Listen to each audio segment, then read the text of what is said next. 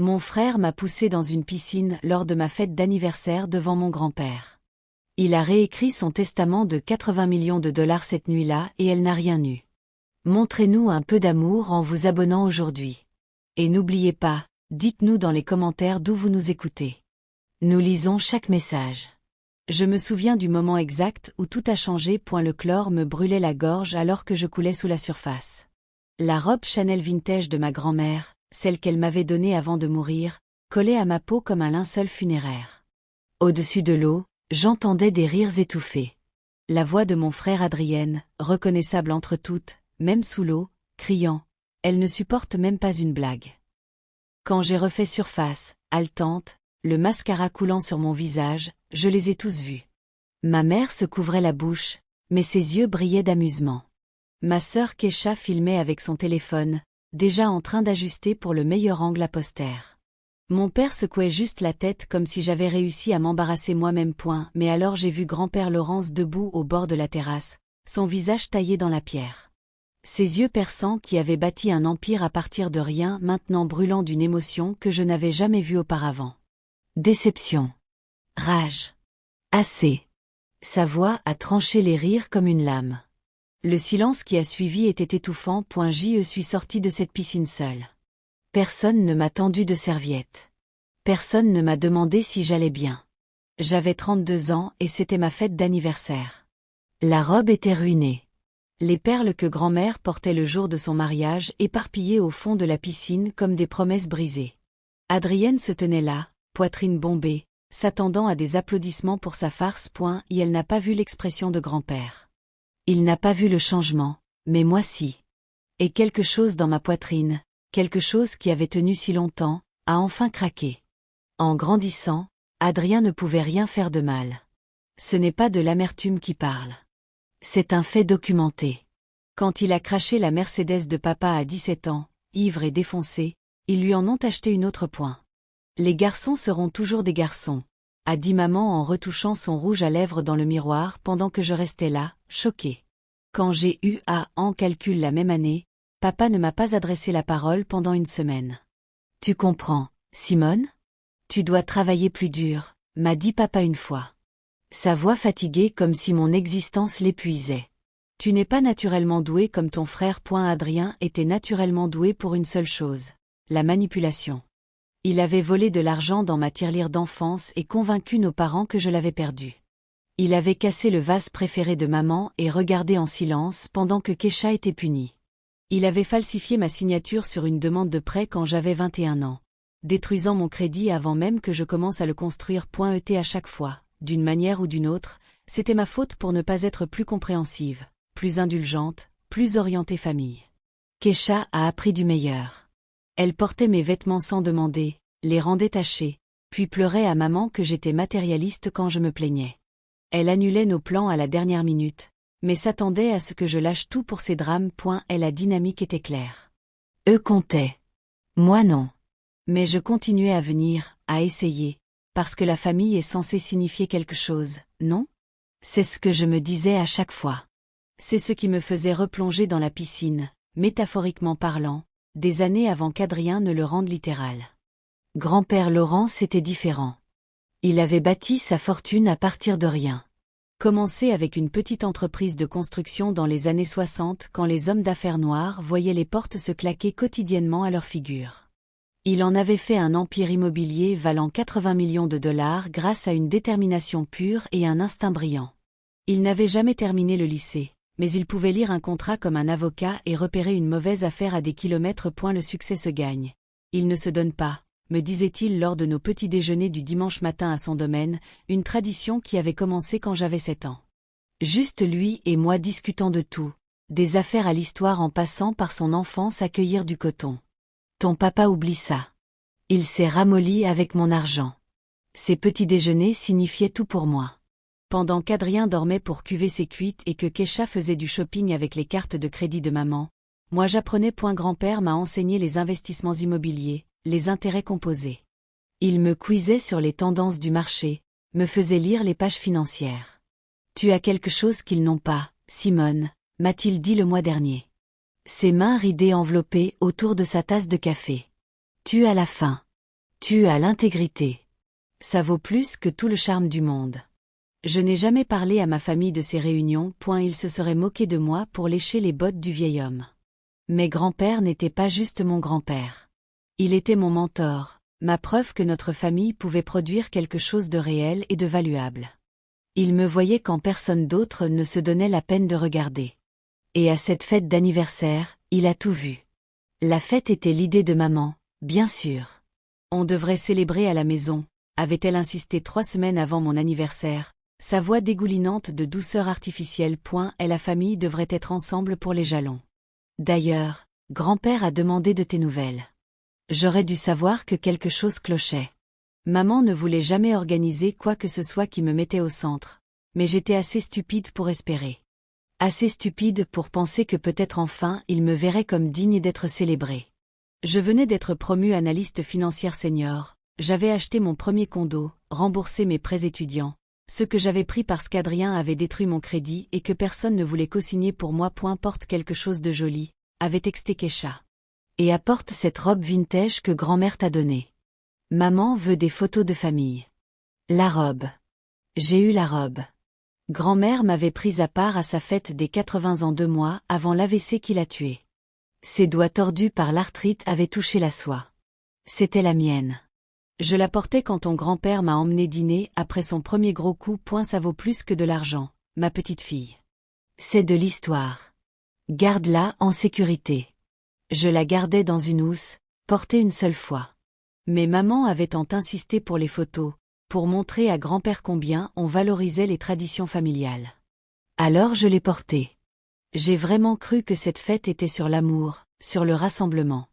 Je suis entrée dans ce jardin dans la robe de grand-mère, portant un vin cher que je ne pouvais pas vraiment me permettre. Et Adrien m'a regardé une fois avec ses yeux froids et a souri. J'aurais dû reconnaître ce sourire. La fête a bien commencé. Grand-père est arrivé en premier, impeccablement vêtu comme toujours, m'apportant une petite boîte emballée. Pour plus tard, a-t-il murmuré en embrassant ma joue, quand tu seras seul. Son chauffeur l'a aidé à s'asseoir sur une chaise près de la piscine et il a tout observé avec ses yeux de faucon qui ne manquaient rien. Adrien est arrivé en retard, déjà ivre, sa petite amie Tacha drapée sur son bras comme un bijou cher. Et elle travaillait pour l'entreprise de papa. Un titre de VP qu'il n'avait rien fait pour mériter, gagnant 6 chiffres pour une semaine de 40 heures passées surtout à golfer. Voilà la star du jour, avait-il annoncé, voix tonitruante. 32 ans et toujours célibataire. Quand vas-tu donner des petits-enfants à maman, sœurette? La table a ri. Maman a vraiment ri. J'ai souri crispé. Habitué à être la cible des blagues, je me concentre sur ma carrière, Adrien. Certains d'entre nous travaillent vraiment pour leur salaire. Ses yeux ont flambé. C'était mon erreur. Une petite rébellion. Un moment de colonne vertébrale. Papa a toussé. Simone, ne sois pas grossière avec ton frère. Il plaisante juste. Tu es si sensible. Sensible? Ce mot? Il l'avait transformé en arme toute ma vie. Sensible quand Adrien cassait mon projet de science. Sensible quand Kesha disait à tout le monde à l'école que je bourrais mon soutien-gorge. Sensible quand papa oubliait ma remise de diplôme universitaire. Je l'ai avalé comme toujours. Cette pilule amère d'être moins que. Tu as raison, papa. Désolé, Adrien. Les mots avaient un goût de poison. L'expression de grand-père s'est assombrie, mais il n'a rien dit. Pas encore. Elle observait, attendait, rassemblait des preuves pour un dossier que je ne savais pas qu'il montait. Ça s'est passé si vite. À un moment j'étais au bord de la piscine à parler du jardin de ma tante. Le suivant, j'ai senti des mains dans mon dos. Dures, délibérées, violentes. Pas d'avertissement, pas de compte à rebours joueur, juste une poussée qui m'a envoyé voler en avant, bras battant l'air, la robe de grand-mère flottant autour de moi quand j'ai touché l'eau. Le froid a été un choc. Le poids de la soie m'entraînait vers le bas. J'ai kické fort, poumons en feu, perles se dispersant alors que le collier se cassait. Quand j'ai refait surface en toussant, je l'ai entendu. Des rires. Pas juste Adrien, mais d'autres aussi. Le son de mon humiliation comme divertissement. Oh mon Dieu, Adrien. Tacha a gloussé, ravi. Tu es si méchant. Le téléphone de Kesha était levé, capturant chaque seconde. Ça va devenir viral. Elle a ri. Simone, ta tête. Je me suis hissée au bord. Personne pour aider. Mascara brûlant mes yeux. La robe collait, ruinée. 3 générations d'histoires détruites en secondes. J'ai regardé Adrien en attendant quoi? Du remords? Des excuses? Il a souri. Ce même sourire qu'il avait quand il cassait mes jouets enfants, quand il a ruiné mon rendez-vous de bal, quand il volait chez moi. Détends-toi, a-t-il dit. C'est juste de l'eau. Ne sois pas si dramatique. Maman riait derrière sa main, essayant de le cacher, mais échouant. Papa a levé les yeux au ciel devant mon expression. Allez, Simone. C'était drôle. Apprends à prendre une blague. Toujours si sérieuse. Mais grand-père ne riait pas. Il s'est levé lentement, tout son corps rigide. Apporte-moi mon téléphone, a-t-il dit à son chauffeur. Yao. La fête s'est terminée en 30 minutes. Grand-père n'a pas dit grand-chose, juste passé un appel, parlé bas, et dit à son chauffeur qu'il était temps de partir. Il s'est arrêté près de moi. J'étais enveloppée dans une serviette que quelqu'un avait enfin trouvée, encore dégoulinante, et a touché mon épaule. Viens me voir demain matin. À notre heure habituelle. Maman a essayé de continuer la fête. Papa, tu n'es pas obligé de partir. Adrien jouait juste. Tu sais comment sont les frères et sœurs. Sa voix avait cette pointe de panique, celle qui apparaissait chaque fois que l'argent de grand-père semblait menacé. Il l'a regardé avec une expression que je ne lui avais jamais vue. Du pur mépris. Je sais exactement ce que j'ai vu. Denise.je sait exactement ce qu'est devenue cette famille. Il s'est tourné vers Adrien, 35 ans. Toujours à agir comme un foutu enfant. Toujours encouragé comme tel, aussi. Le visage d'Adrien est devenu rouge. C'était une blague. Grand-père, elle va bien. Pourquoi tout le monde est si dramatique? Cette robe appartenait à ta grand-mère. La voix de grand-père était calme. Mortelle. Est la femme qui vous a tous aimés, qui vous a élevé quand je travaillais 18 heures par jour. Cette robe signifiait quelque chose. Ta sœur signifiait quelque chose. Et tu as détruit les deux pour un rire. Le silence était étouffant. Puis papa a parlé. Papa, allez. C'est juste une robe. On peut en acheter une autre à Simone. Ne gonflons pas ça hors de proportion. Juste une robe. Grand-père a répété lentement. Juste une robe. Juste une blague. Juste des frères et sœurs. Juste de la famille. Il a secoué la tête. Je suis trop vieux et trop fatigué pour ces bêtises. Simone, demain. 8 heures. Il est parti sans un mot de plus et la fête s'est dissoute en conversation gênante et départ précoce. Je n'ai pas dormi. J'étais assise dans mon condo. La robe de grand-mère étalée sur le comptoir de la salle de bain, essayant de la sauver. Elle a soit été détruite. Les perles étaient parties, probablement aspirées dans le filtre de la piscine. Je revivais sans cesse le moment. Pas la poussée, mais ce qui a suivi. Les rires, la cruauté casuale, la façon dont personne ne m'a défendu, la façon dont on s'attendait à ce que j'absorbe leur violence et souris. Mon téléphone vibrait constamment. Kesha a texté. Tu vas vraiment en faire toute une histoire? C'était un accident. Accident. Un accident nécessite un manque d'intention. Les mains d'Adrien dans mon dos étaient délibérées. Maman a appelé 2 fois. Je n'ai pas répondu. La 3e fois, j'ai décroché. Simone, chérie, ton grand-père est upset. Peut-être que tu devrais l'appeler pour arranger les choses. Tu sais comment il devient dramatique pour les choses. La famille, c'est la famille. On doit rester unis. Il m'a poussé dans une piscine.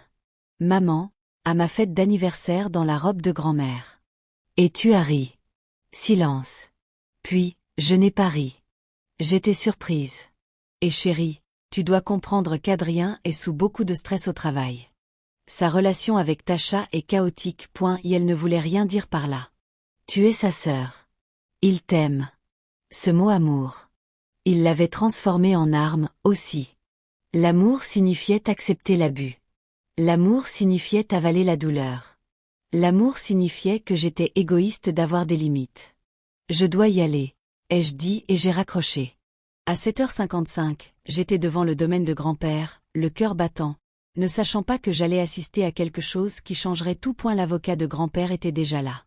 Richard Morrison, le même qui avait géré l'héritage de grand-mère, était assis dans le bureau avec des documents étalés sur l'immense bureau. Grand-père m'a fait signe d'entrer, son visage grave. « Assieds-toi, ma petite fille. » Je me suis assise, confuse, effrayée. Étais-je dans le pétrin d'une manière ou d'une autre? Avais-je fait quelque chose de mal? Grand-père m'a regardé longuement. « Combien de temps? » a-t-il demandé calmement. Combien de temps t'ont-ils traité comme ça? La question a brisé quelque chose en moi. Ma gorge s'est serrée. Toujours, ai-je murmuré. Depuis que je suis petite. Depuis que je me souviens. Il a hoché la tête lentement comme si ça confirmait quelque chose qu'il savait déjà. J'ai été aveugle. Ta grand-mère, que Dieu la repose. Elle a essayé de me le dire. Disait que quelque chose n'allait pas dans la façon dont il te parlait. Te traitait. Je pensais que c'était de la rivalité fraternelle, des dynamiques familiales normales. Mais hier soir, je l'ai vu clairement. La façon dont il riait, dont personne ne t'aidait, dont il s'attendait à ce que tu encaisses. Ses mains se sont crispées. Ce n'était pas de la famille. C'était de la cruauté. Grand-père, j'ai appelé Richard hier soir. Je lui ai dit que je devais faire des changements. Des changements immédiats. Il a poussé un document vers moi. C'est mon Nouveau Testament. Je laisse tout à des œuvres de charité et à toi. La maison, les propriétés, les holdings d'affaires, le portefeuille d'investissement. 80 millions de dollars. Adrien n'a rien. Kesha n'a rien. Tes parents n'ont rien. La pièce a tourné. Quoi? Grand-père, tu ne peux pas. Ils sont ta famille. Ils sont de mon sang. Elle a corrigé. Mais tu es ma famille. Il y a une différence, et j'aurais dû la voir plus tôt. Je ne pouvais pas assimiler. 80 millions de dollars, l'empire que grand-père avait bâti. Tout venant à moi avec des stipulations pour les organisations caritatives qui lui tenaient à cœur. Richard a expliqué les détails. Fiducie, implications fiscales, provisions blindées qui ne pouvaient pas être contestées facilement. Grand-père avait été minutieux. C'est effectif immédiatement, a dit Richard. Je dépose les papiers aujourd'hui.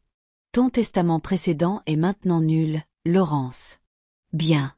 Grand-père m'a regardé, ses yeux doux mais déterminés. J'ai fait des erreurs, Simone. J'ai encouragé la paresse de ton père. Gâté tes frères et sœurs. Je pensais aider, mais je blessais.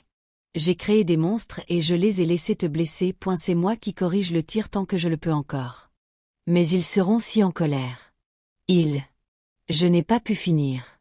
La pensée de leur rage me terrifiait. Qu'ils soient en colère. Qu'ils affrontent enfin les conséquences de leurs actions. Tu crois que je ne sais pas qu'Adrien a falsifié ta signature? Tu crois que je ne sais pas pour les cartes de crédit que Kesha a ouvertes à ton nom? Je sais tout.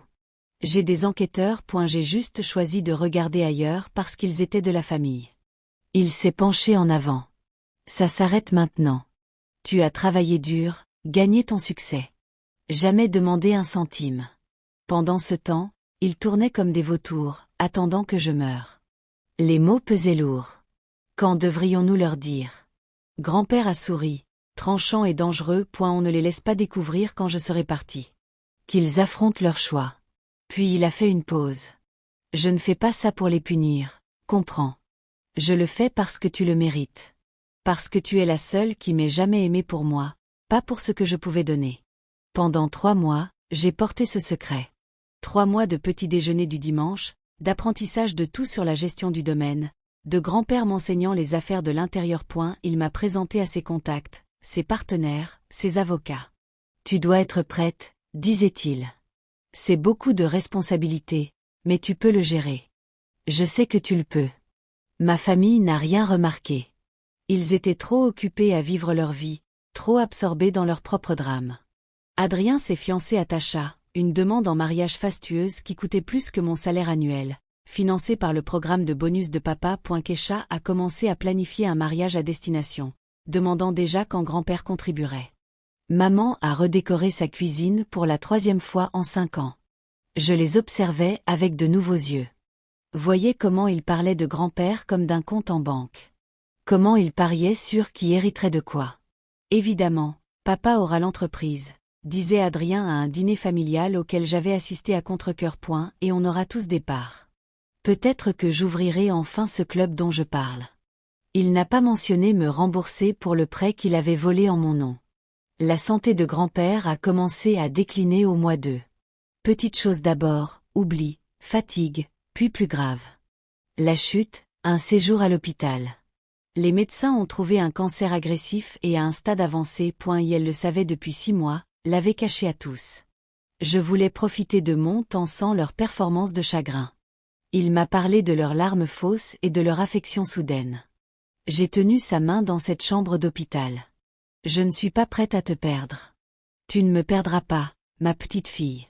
Je serai dans chaque décision que tu prendras, point dans chaque vie que tu changeras avec cet argent, chaque personne que tu aideras.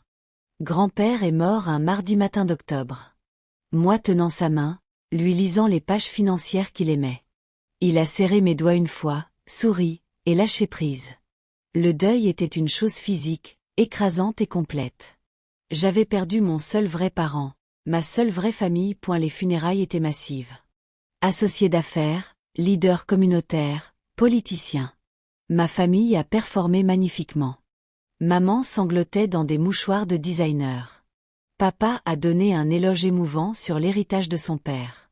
Adrien et Kesha se tenaient comme des piliers de chagrin, acceptant les condoléances avec des visages sombres. Je me tenais à part, en deuil véritable, vraiment brisé. La lecture du testament était prévue pour la semaine suivante. Richard m'avait préparé. Ils vont mal réagir. Es-tu prête? Je ne l'étais pas. Comment quelqu'un pourrait-il l'être pour ce qui allait suivre? Le jour est arrivé. La famille s'est réunie dans le bureau de Richard, expectative. Maman portait du noir comme si elle portait encore le deuil, mais ses yeux étaient vifs. Adrien parlait déjà des propriétés et des investissements. Kesha avait des tableaux Pinterest pour son nouveau style de vie d'héritière. Richard a ouvert le document, commencé à lire, et j'ai vu les visages de ma famille passer de l'anticipation à la confusion puis à une rage absolue. Moi, Laurence James Carter, étant sain d'esprit. La voix de Richard était stable alors qu'il détaillait la distribution. Organisation caritative, bourse pour étudiants noirs, centre communautaire, et la majeure partie 70% à moi. Le silence a duré 5 secondes. Puis Adrien a explosé. Quoi? Ça ne peut pas être vrai, a dit papa en se levant. Il y a une erreur. Je suis son fils. Il n'y a pas d'erreur, a dit Richard calmement. Ce testament a été rédigé il y a 3 mois, correctement témoigné et notarié. Laurence était sain d'esprit. Maman m'a regardé avec une haine telle que j'ai reculé. Tu as fait ça. Tu l'as empoisonné contre nous. Petite manipulatrice. Ça suffit. Richard l'a coupé.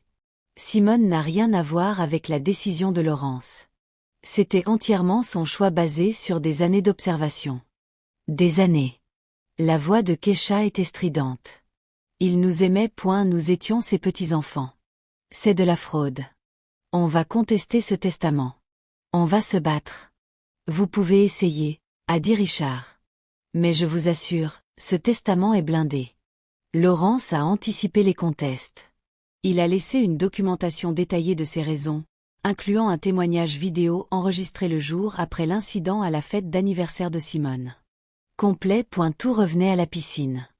Le visage d'Adrien est devenu pâle. C'est pour ça. Une stupide blague. Non, ai-je enfin parlé. Ma voix plus forte que je ne me sentais. C'était pour une vie entière de cruauté. Une vie entière à me traiter comme si je ne comptais pas. Cette poussée n'était pas une blague, Adrien. C'était un résumé parfait de comment cette famille m'a toujours traité. Tes grand-père l'a enfin vu clairement. Ils ont ragé. Menacé d'avocats. M'ont insulté de noms que je ne répéterai pas. Papa m'a déshérité là dans le bureau de Richard. Maman m'a dit que j'étais morte pour elle. Kesha a promis que je le regretterais. Adrien a même bondi sur moi avant que Richard ne menace d'appeler la sécurité. Je suis sortie de ce bureau 80 millions plus riche et complètement seule. Pas de famille, personne avec qui partager mon deuil. L'argent pesait comme des pierres dans mes poches, m'alourdissant. J'avais tout eu et tout perdu en même temps. Cette nuit-là, j'ai ouvert la petite boîte que grand-père m'avait donnée à ma fête d'anniversaire. Celle qu'il avait dit d'ouvrir quand j'étais seule. Dedans il y avait une note de son écriture tremblante. À un moment où tu liras ça, tu sauras la vérité sur le testament. Tu te sentiras coupable. Ne le fais pas. Tu as mérité ça par loyauté, amour et intégrité. Ils ont mérité leur déshéritage par cruauté. L'argent n'a pas d'importance, ma petite fille. Ce qui importe, c'est que tu saches ta valeur. Que tu ne laisses plus jamais personne te faire te sentir moins je suis fière de toi. Je t'aime et je suis désolée de ne t'avoir pas protégé plus tôt. Utilise cette fortune pour bâtir quelque chose de beau, pour aider les autres qui se sentent invisibles comme toi. C'est ton vrai héritage. Pas l'argent, mais la chance de compter. Tu as toujours compté pour moi. Amour, grand-père. Je me suis assise sur le sol de mon condo seule et ai enfin laissé couler mes larmes. Pas pour la famille que j'avais perdue. Ils n'avaient jamais vraiment été les miens. Mais pour l'homme qui m'avait vu quand personne d'autre ne se donnait la peine. Pour la grand-mère dont la robe avait été détruite. Pour la petite fille qui avait passé 32 ans à essayer de gagner un amour qui ne viendrait jamais. L'argent changerait ma vie. Ouvrirait des portes, créerait des opportunités, aiderait d'innombrables personnes. Mais il ne pouvait pas combler le vide où la famille était censée être. Il ne pouvait pas effacer la solitude. Il ne pouvait pas ramener la seule personne qui m'avait vraiment aimé. J'étais riche. J'étais vindiquée. J'avais raison. Et j'étais complètement, dévastativement seule. C'est la vraie leçon dont personne ne parle quand on raconte des histoires de justice et de karma. Parfois on gagne. Parfois les méchants perdent tout.